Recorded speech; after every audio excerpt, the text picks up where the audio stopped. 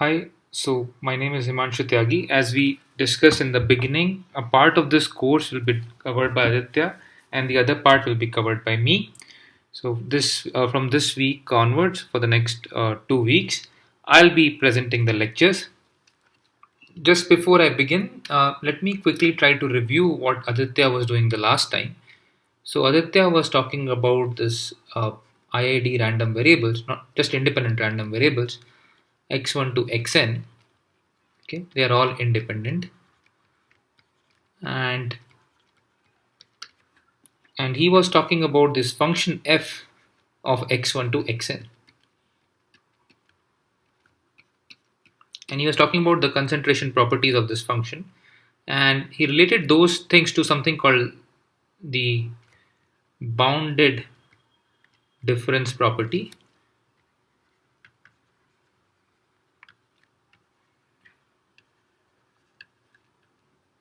What was this bounded difference property? It said that if you take this function f and fix all the coordinates, let's say x1 to xi minus 1, and just allow just one coordinate to change, the ith coordinate,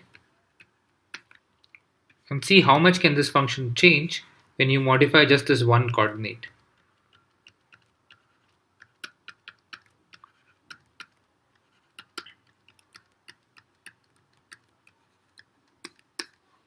Okay, so these are two different y and y prime. I fixed all the other coordinates and just modified this one guy, and say you take max over all y and y prime, and let's say you also take max over all of the remaining coordinates.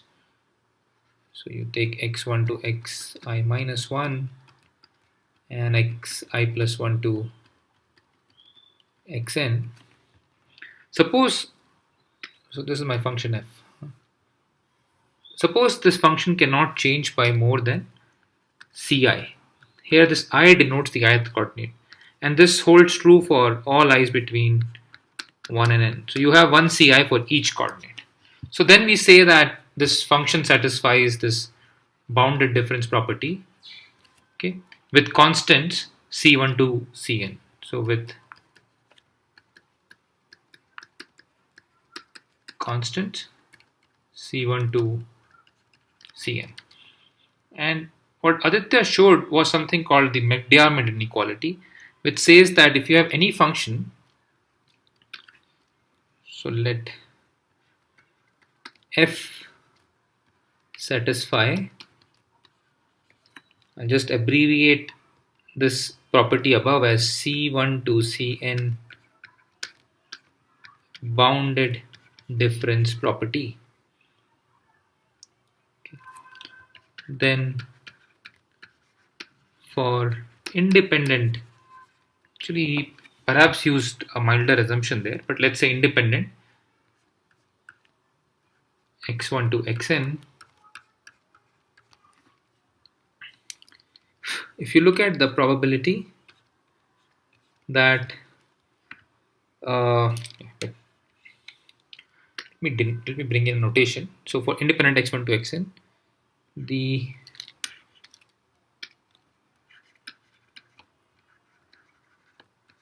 random variable, so the random variable of interest to us is this random variable z, which is simply the f of x1 to xn.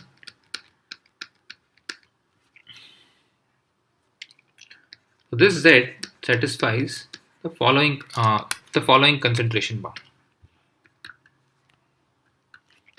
It satisfies this McDiarmid's inequality.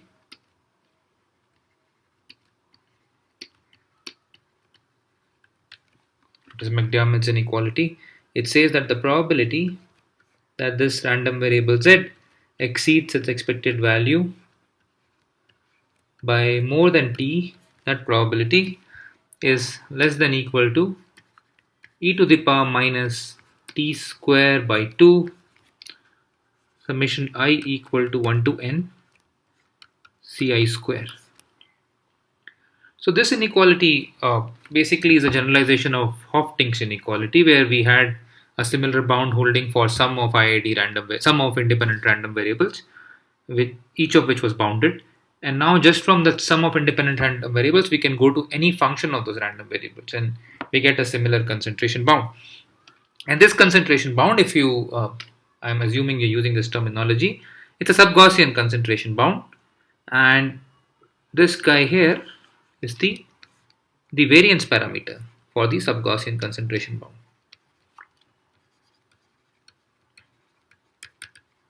Okay, so it's as if this random variable z is a Gaussian with variance given by this guy.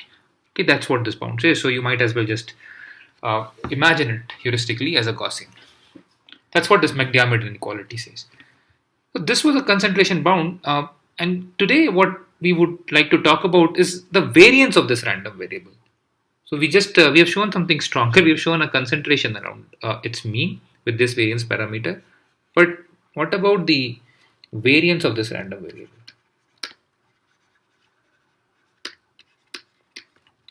And that's what we will bound today.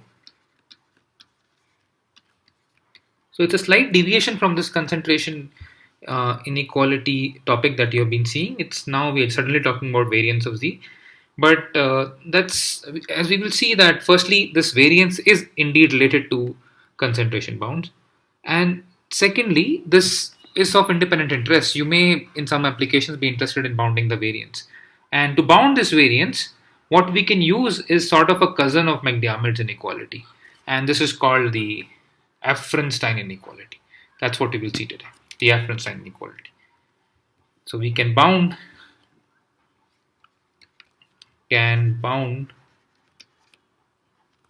the variance using Efron-Stein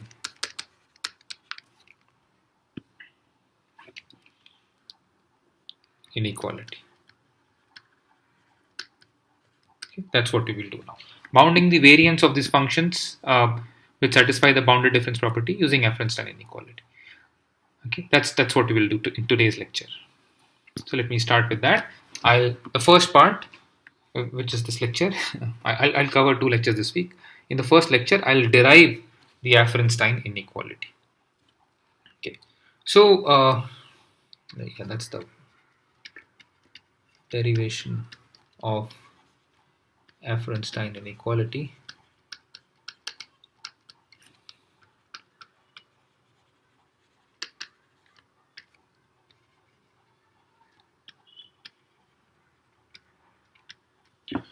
So I'll state the form at the end. Let's go over the derivation of that inequality itself. How can we bound the variance of this random variable z? As we have seen in the past, that one very basic result about sum of independent random variables is that its variance is sum of the variance of the individual parts. In fact, we don't even need independence for this result to hold. We only need those random variables to be uncorrelated. And so the question now is, can we decompose this random variable z, that's the function of x1 to xn, into various uncorrelated components? And that's what we will do. And here is a trick to do that. Let zi be the expected value of your z given x1 to xi. Okay, that's what zi is. It's the expected value given x1 to xi. Then if you look at, and let's put in some convention here.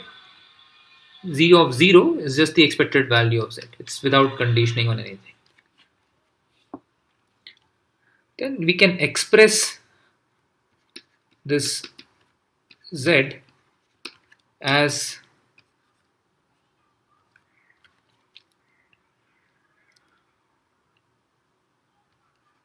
z0. Actually, we can express this difference, z minus the expected value of z. This is exactly equal to z minus expected value z0. By the way, this z also is equal to z of n. So if you condition all the guys, you get z. So we are doing this telescopic something. So this is Zn minus Z0. So I'll add and subtract things. Zn minus 1 plus Zn minus 1 minus Zn minus 2 plus Zn minus 2 and blah blah blah blah blah. Plus minus you will keep on doing, and then minus Z0. So what have I done here? It looks like a very simple trick. So I do summation I equal to 1 to n z of I minus z of I minus 1. And this guy here, I'll define this guy to be delta I. So what can we say about this delta I? So that's something we would like to see. What is so special about this delta I?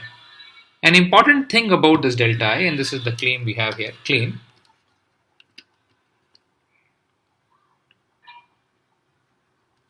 note that this delta is a random variable, by the way, and this z minus expected value of z is also a random variable, and this increment when you condition on the first I coordinates and minus conditioning on the first I minus 1 coordinate, those increments are also random variables.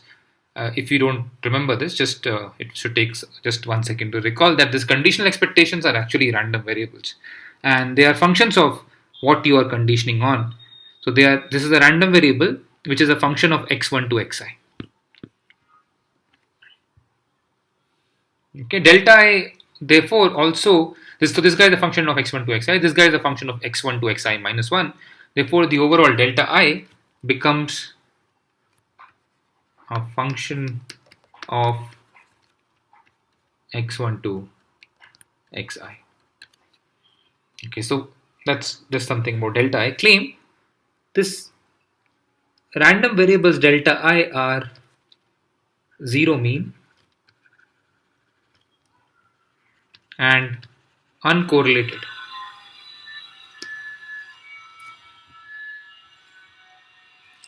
So these random variables delta I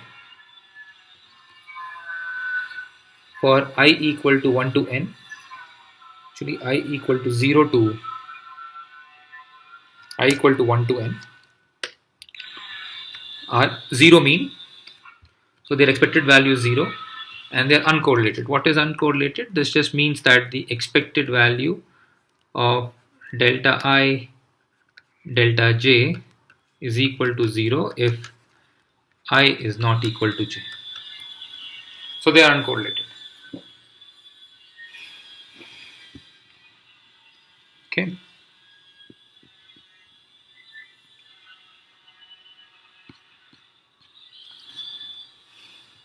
How do we prove this? So this proof is actually an exercise just in conditional expectation, but let's do it for completeness. Let's do expected value of delta I delta j for distinct I and j. This is equal to the expected value of z given x1 to xi times expected value of z given x1 to xj. And without loss of generality, we can assume that I is less than j.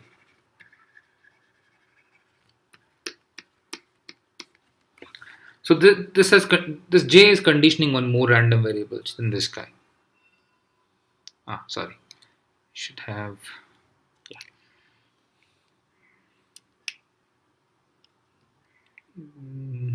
yeah, I should be a little bit more careful here.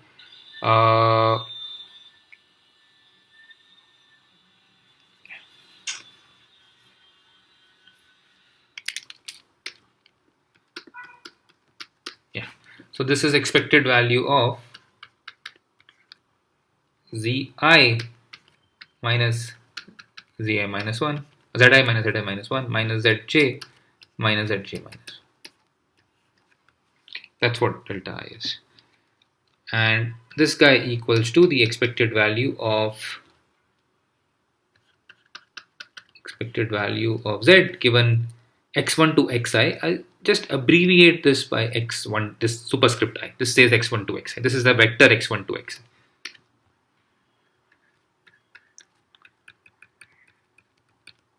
Okay. Just a shorthand. This is my shorthand from here on. So this is now expected value of this given this. And then you have expected value of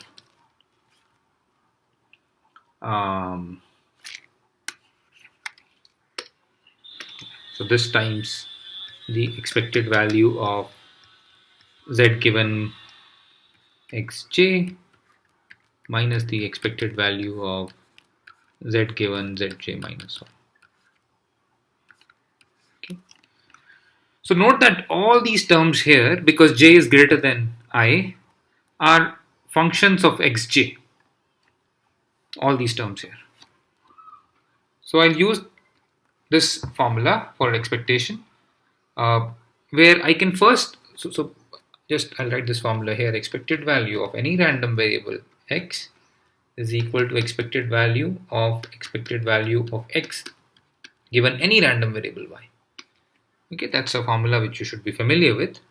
So I'll apply this formula, and the random variable y I'll choose is x1 to xj, and then everything inside will be a function of x1 to xj, x1 to xj minus 1. So this guy here becomes expected value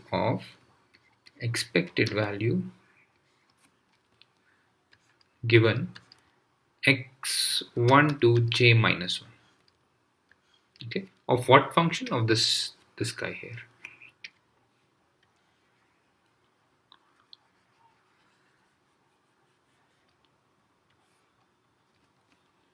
Remember, this guy is just delta I delta j. Okay, so that's what I will do. So expected value, I'm just using this formula. Now when you condition on j minus 1, this guy, the first term here becomes a constant, the second term here becomes a constant, because you're conditioning on more than I random variables, more than or equal to I random variables. J minus 1 is greater than or equal to I. So these two terms are constant. This term is also a constant. This is just j minus 1. So this just depends on, so it's a function of j minus 1. So it becomes a constant. The only random variable that you are left with here is just this guy. Okay. So this expectation here is equal to expected value of z given xi, because it becomes a constant when you condition on j minus 1, into expected value of z given xi minus 1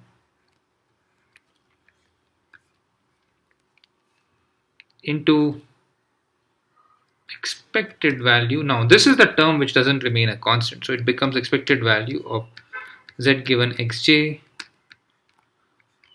given xj minus 1 minus expected value of z given xj minus 1, because this is again a function. So the only thing which changes when you do this expectation, this is a constant, this is a constant, this is a constant. The only thing is that you take this further conditional expectation. So do you know what is this conditional expectation? Here you are conditioning on more and you are averaging over less. So this is expected value of z given ab given expected value of z given ab, the conditional expectation given a. That's just the term outside that will remain. So this is exactly equal to, this part here is exactly equal to expected value of z given xj minus 1, which is the same as this. So this whole term becomes 0, and therefore this is just 0. So these things are indeed uncorrelated. This becomes 0. And let me zoom out so that you can see the whole proof. Let's see, 175. Right? So this thing is just 0. And similarly, what we will see is that the expected value of each of this delta is also 0. Just Let's see that further. Expected value of any of this delta I is expected value. It's a very similar proof. I'll just write it, of z given xi minus expected value of z given xi minus 1. And now what I'll do again is I'll take conditional expectation given xi minus 1 of this term. So that's, can always do that.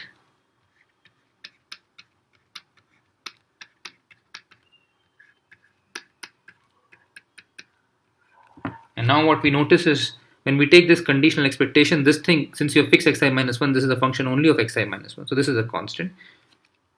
So this is expected value of xi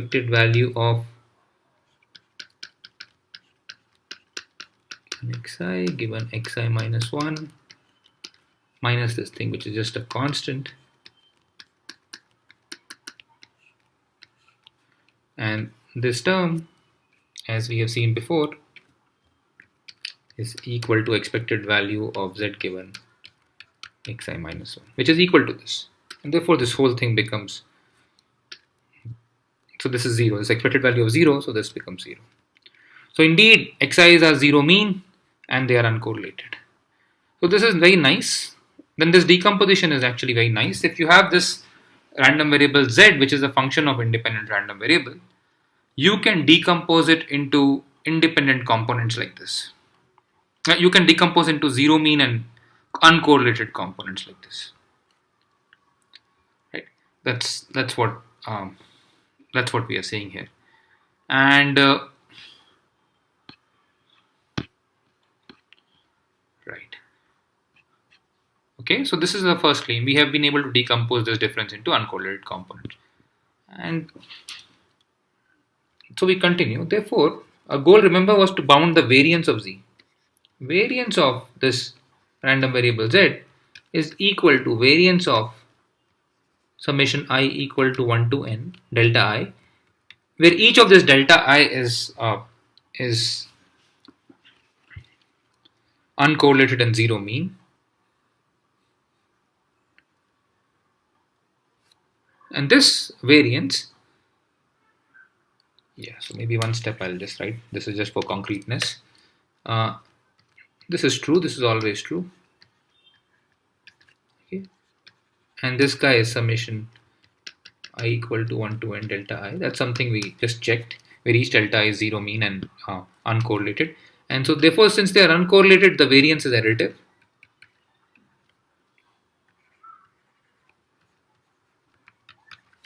And since this delta i's are 0 mean, this variance is just expected value of delta I square. Okay. So we'll examine this guy now, this expected value of delta I square. Each of these terms somehow controls fluctuation in one direction. That's very concrete here, this one direction. And we want to see how much that fluctuation can be. So next we look at this yellow term here, the one I've circled here.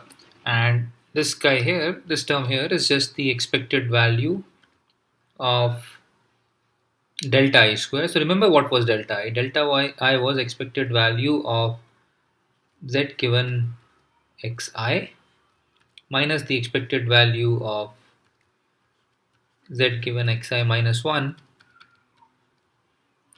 whole square. That's what this term is. This is this term here. And we would like to simplify this further. So once again, we need to use another property of conditional expectations. We have already used this very interesting property of conditional expectation, which I'm assuming all of you are aware of, that the conditional expectation of x is expected value of conditional expectation of x given y. So this is a function of y, and this expectation of this function is equal to expected value of x. Now we need another property of conditional expectation, and I'll just write it in this specific context.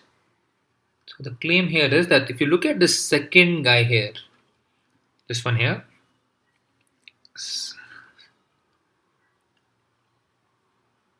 This is the conditional expectation of z given xi minus 1.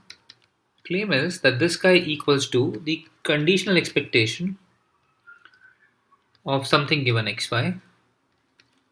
Maybe I'll make some more space for myself.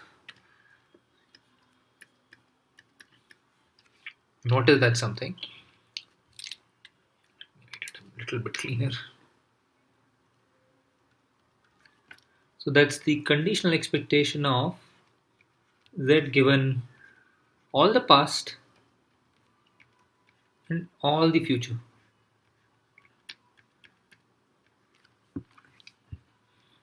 Okay.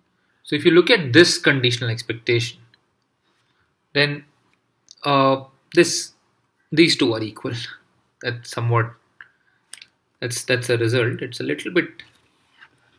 It looks a little bit complicated. So this part here, let's think about this result. We'll prove it now, but let's just quickly visualize it. We are viewing this function z as a function of three parts. This part, this is the first part, then this part, this is the second part, and what is the third part? And third part is xi. That's the third part. So this z is a function of three parts, and we are conditioning on two of them. And then in the outside part, we are taking another two parts, the red part xi minus 1 and the blue part xi. And this blue part is missing from this first expectation. And the claim is that when you do that, only the first part is left. That's the claim. So that's roughly what you would like to prove. So prove,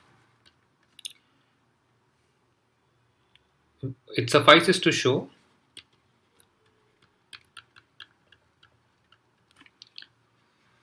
for z equal to function of three parts a, b, c, where a, b, c are independent,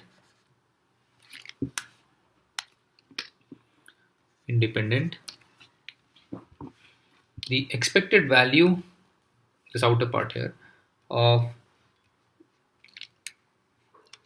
let me get the inner part first, expected value of z given ac, first part and the third part, conditional expectation of this given ab, you would like to claim is equal to the expected value of, just the common part is left here, z given a.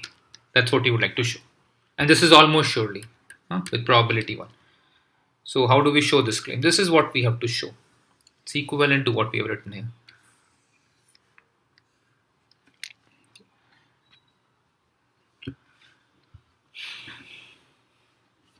Yeah, this is just some simplification that we are trying to get for expression of delta I.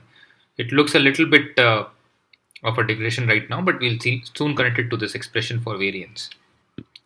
All right, so coming back to this claim, how do we show this? Well, this thing here is a function of a and c, and therefore,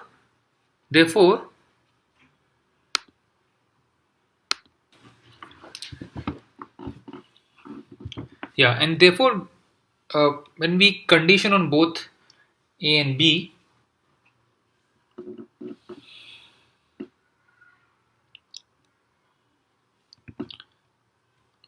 this is independent of b. Okay, so function of AC condition on both a and b, it is independent of b. So we agree with that part. So note that expected value of this is a function of a comma c.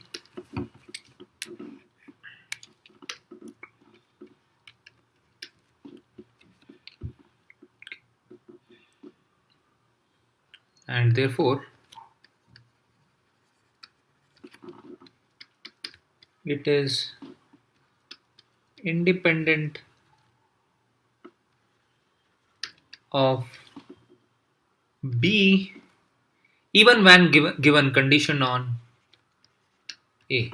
So even when you give a, this is independent of b, because a, c jointly are independent of b. Okay, so we use this. So this implies that the expected value of z given ac conditional expectation given AB is exactly equal to, this is from the independence condition, Z given AC given A. Okay, and now this is the familiar formula that we have seen earlier. This is conditioning on more and then conditioning on a part of it, so that's just the common part remains. Okay, that's the claim here. So not much of a difficult proof, but it's an interesting observation. So what this tells us is the following. So continuing from before, let's go back to our expression for delta I. Delta I, which was conditional expectation of Z given xi minus conditional expectation of Z given xi minus 1, can be written as conditional expectation of Z given xi minus the conditional expectation of Z given everything but the ith part. So I'll abbreviate this by minus I. Okay, I'll write it this way. Given xi. That's what the previous claim was showing, where this guy is everything but the ith part. X1 to xi minus 1 and xi plus 1 to xn. Okay, that's what this vector is.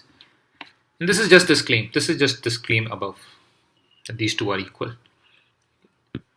And so the interesting thing about this is that the outer expectation is same for both of them, the first term and the second term. So this can be written as the expected value of Z minus the conditional expectation of Z given x minus I given xi. That's what delta I is. Therefore, the expected value of delta I square is equal to the expected value of this conditional expectation square. So conditional expectation of Z given Z minus given x minus I and then outside xi whole square. Now we use another inequality which is also very useful. I'll review it, and this is what is called Jensen's inequality.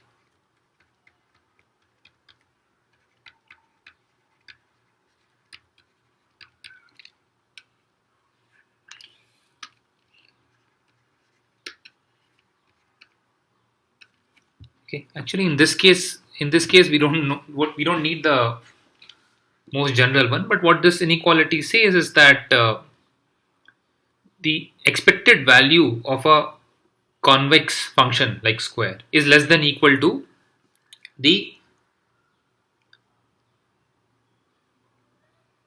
so this is the expected value square, this is less than equal to the expected value of the square. That's what Jensen's inequality says. So maybe I'll note it down later, but this is by Jensen's inequality. It's in fact a conditional version of Jensen's inequality, that this is less than equal to expected value of, so I'll take the square inside.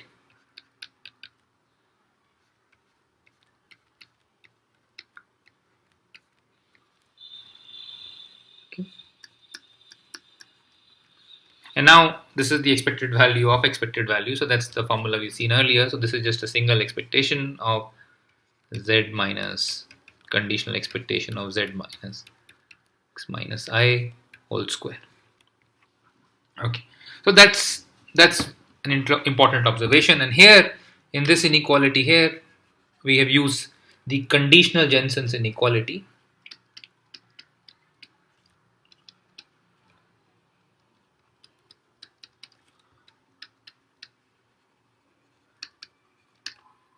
Let me quickly review this inequality. So this applies for any let's say convex function. So convex function, let's say G. What's a convex function? So here we have G of theta 1 x1, let's say theta x1, theta is something between 0 and 1. plus 1 minus theta x2. So you have 2 points x1 and x2. And what is this? This thing is a straight line joining them. And a convex function is the one for which the value of the function at any point on this line is below the average of the values.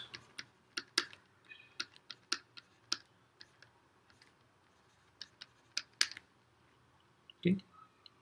This kind of function. The value of the average that's here is below the average of the value, which will be in this line.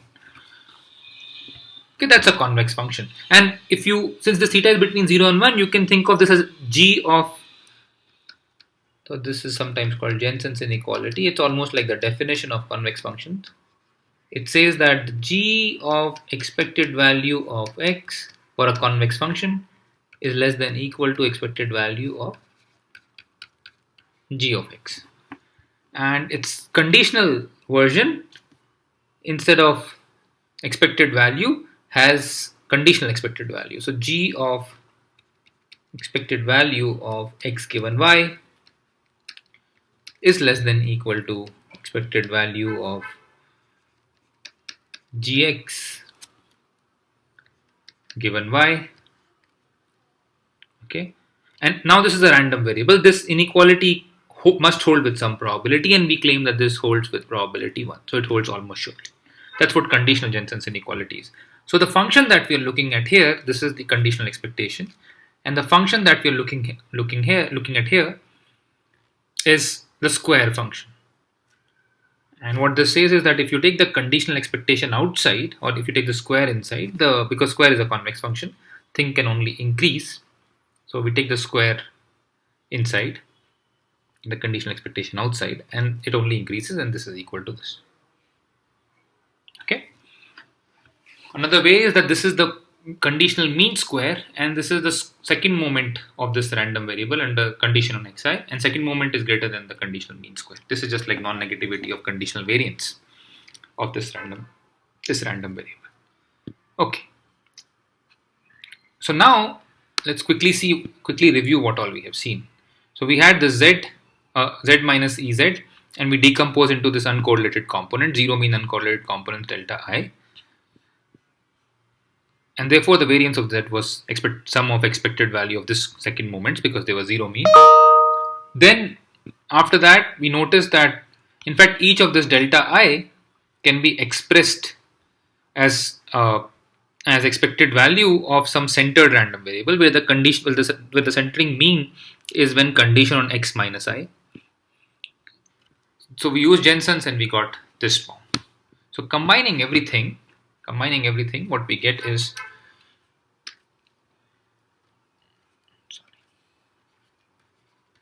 so upon combining all our bounds, the way conditional Jensen's is the only inequality we have used till now. Everything else was exact equality. The variance of variance of this random variable z is less than equal to summation I equal to 1 to n expected value of this guy. Okay, and in fact I'll do conditioning on x minus I here and express this expected value in a slightly different way.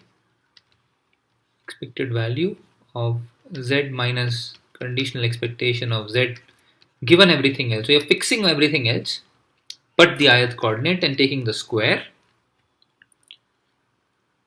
and you take conditional expectation with respect to that. Okay, and then you take another outside conditional expectation. So we will abbreviate this guy, this thing here. So here we are looking at a probability space. We have condition where we have condition on everything but the ith guy. We will abbreviate this by this bracket I. So this is the variance of this random variable z when you have condition on everything but the ith coordinate, and that's what we are denoting by this I. So it's a random variable here, and what we have shown, this is the first form of Efron-Stein inequality, that this variance of random variable z is less than equal to summation I equal to 1 to n expected value of these conditional variances, variance of I given Z, right? That's what our main claim is. This is the Efron-Stein inequality that we have shown.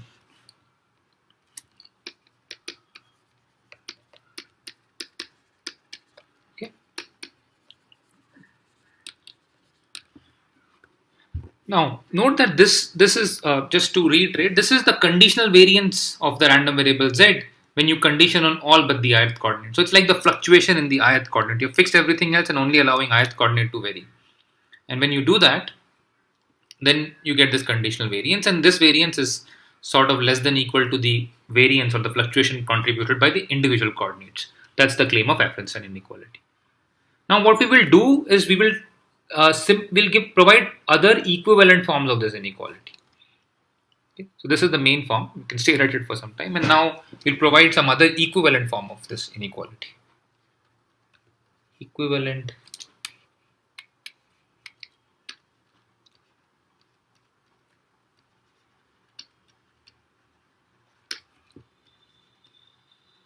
forms of the Efron-Stein inequality. And these equivalent forms are simply obtained by writing equivalent expression for variances. So first observation, this is just a fact that you can verify. I'll give a homework exercise to verify this.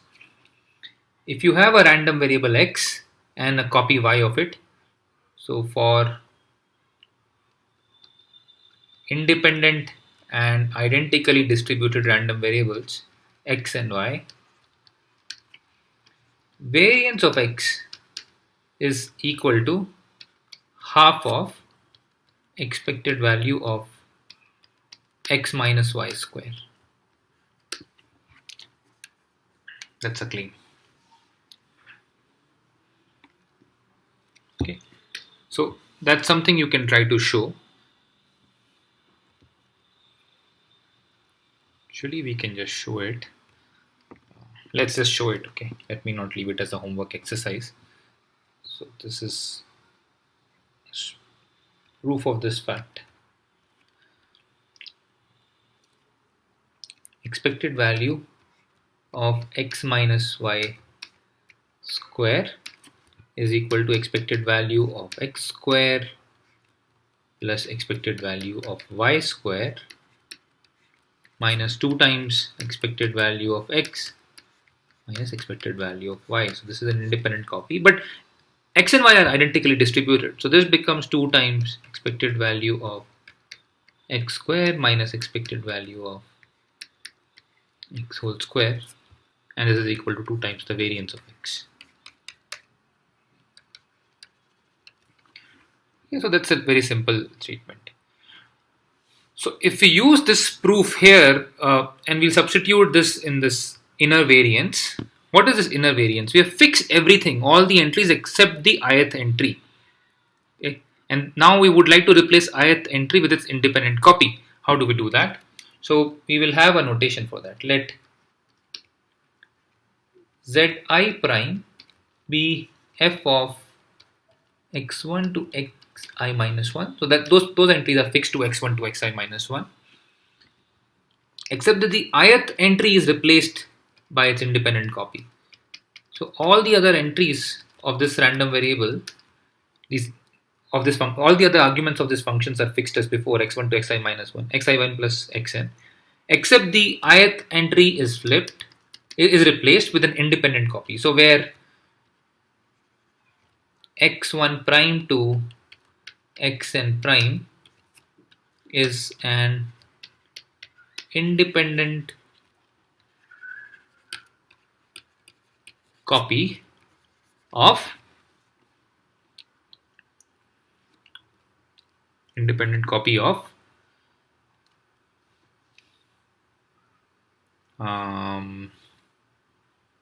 x1 to xn. Okay.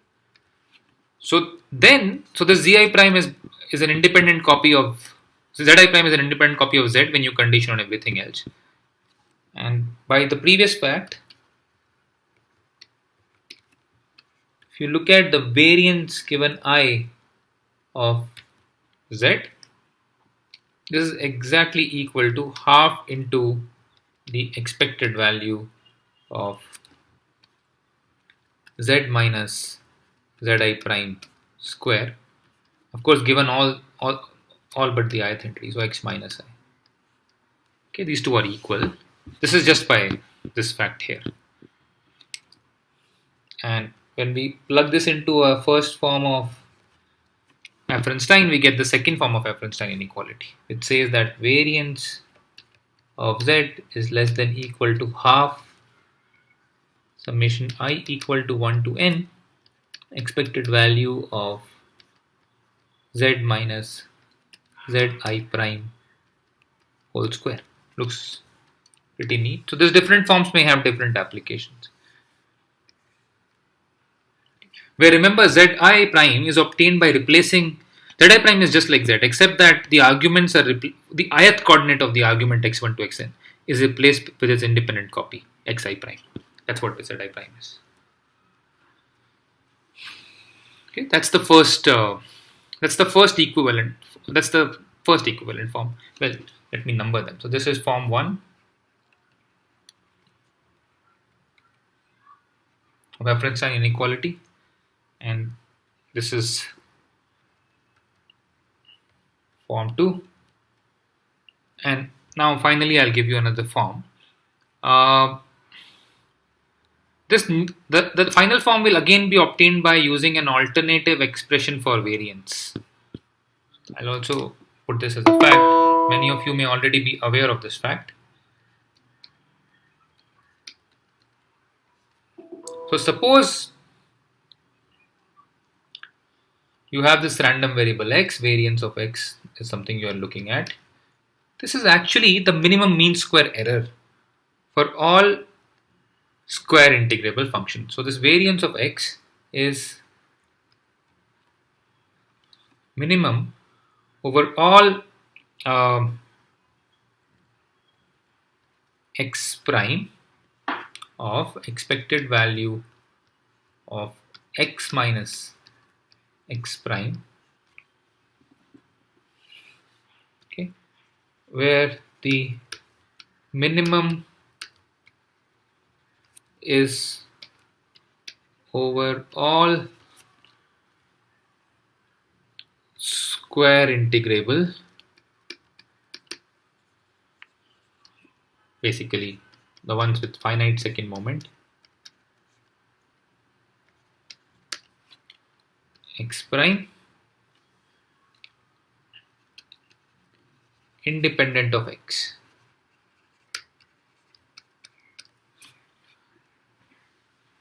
So you can take a random variable independent of x and take minimum of this mean square error cost. We are looking for an independent random variable that best approximates x. In fact, this is obtained by the mean of x. A constant random variable is the best one here. That's a result you can show. In fact, you can show it by just differentiating if you like. But yeah, there are many ways of showing this actually. A more formal proof, you will do some completion of square. But this is something you may be aware of. For us, we are looking for the random variable x we are interested in is this guy, which is this random variable z conditioned on all the other xi minus 1. So there, what you have, this x prime, it's not independent. It's a random function of x1 to xi minus 1 and xi plus 1 to xn, and you minimize this guy over all such random functions. So for us, this gives, this is some fact that we recall. For us, this gives variance over I of x. This is given all the other guys. Okay. So this is a randomized value when everything else is fixed, right? And therefore, this is minimum over all z prime I random variable independent of xi given everything else, given xi minus 1 and xi plus 1 to n. That's what's fixed here.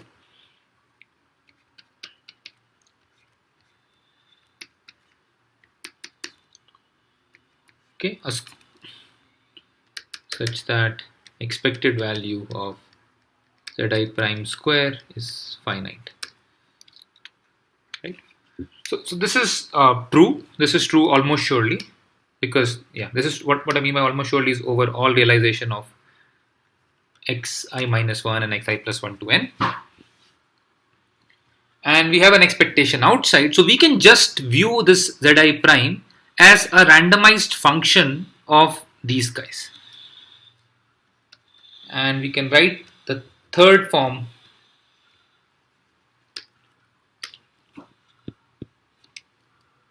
variance of a random variable z is less than equal to summation I equal to 1 to n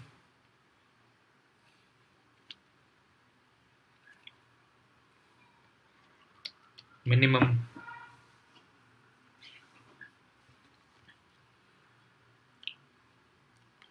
over all functions zi prime, where zi prime is equal to g of x minus I, some function.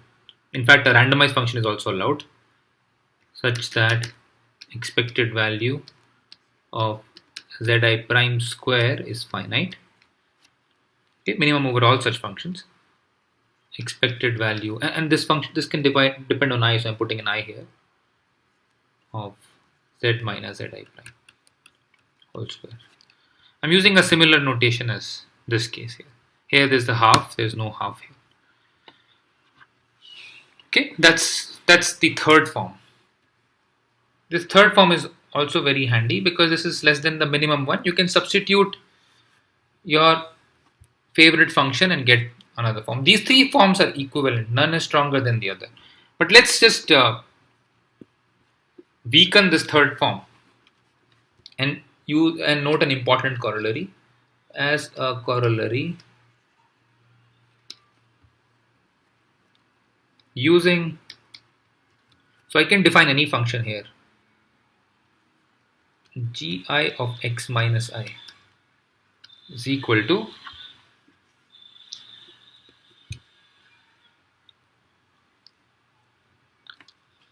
we would like to define a function here so that for each coordinate we get that value ci that we had seen earlier. That's what we would like to do. So what is that function zi? How would we like to define that function zi? So that function can be defined as half of inf over, it's the average of max and min over this coordinate. Let's say xi. Now you have f of, you fix everything else, x minus I, take min inf over this guy, xi plus 1 to n, plus sup over xi, f of x minus I, xi, xi plus 1 to n. Okay. So you can define this function this way. And since this is min or inf over all such functions, this function is a specific choice. I should have written inf here. I'm being a little bit casual by saying min.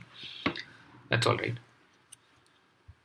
So if you look at this function, what is z minus this function zi prime square?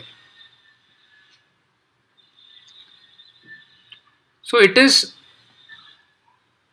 subtracting the average value from this guy, and therefore it cannot be more than, this implies if f satisfies the c1 c2 cn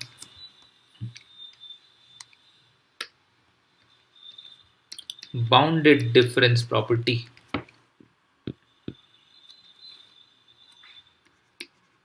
then z minus gi x minus 1, x minus I, is less than equal to ci square by 4. Okay, you can check that. It's the average value that we're subtracting of the two extremes, and therefore this is less than equal to this. Therefore, by form 3 of the Efron-Stein inequality, Efron-Stein inequality.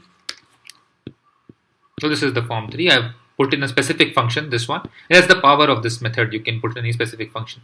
By the way, this is the minimum mean square error of estimating z by looking at all the other coordinates. That's what this guy is. By looking at all the other coordinates of xi. So looking at x minus I, what is the minimum mean square error in estimating, minimum mean squared error in estimating z. So now, yeah, so we have this bound for if the function satisfies the bounded difference property, and therefore by form 3 variance of z is less than equal to 1 by 4 summation I equal to 1 to n ci square, which is very much like what we had seen in the McDiarmid inequality. Okay, so this Efron-Stein, to conclude, this Efron-Stein inequality gives a similar bound for the variance of z itself instead of the variance factor. This is what I wanted to say in this lecture. In the next lecture, I'll see an application of this Efron-Stein inequality to get concentration bounds for this function satisfying bounded difference property. Just like McDiarmid, we can get another concentration bound. But before I close, just a quick review. We saw 3 different forms of Efron-Stein inequality. The first one is this one, where we have decomposed this variance into variance along individual coordinates. When you fix all the other coordinates but only allow individual ith coordinate to move, that's this variance I. Then equivalently, we saw that we can write an independent copy zi prime obtained by replacing the ith coordinate of x, ith coordinate of f, of domain of f, of input of f, with its independent copy, and that's what you get here.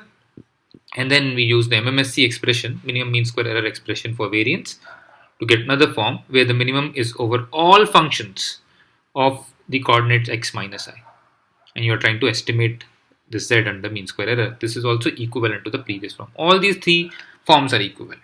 Okay, see you in the next lecture.